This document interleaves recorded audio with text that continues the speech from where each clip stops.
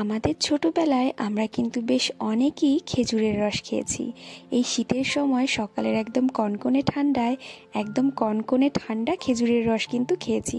খেতে যে এত সুন্দর লাগতো কি আর বলবো, কিন্তু এখন তো আর সেরকমভাবে পাওয়াই যায় না। আর আমরা যেখানে থাকি এখানে তো একদমই পাওয়া যায় না। তো যাই হোক, আজকে মেলাতে গিয়ে এই যে দেখেছিলাম খেজুরের রস দিয়ে কেমন করে গুড় তৈরি করছে। তা এটা না একদম পিওরভাবে বানাতে বলা হয়েছিল, যাতে করে কোনো চিনি টিনি না মেশায়।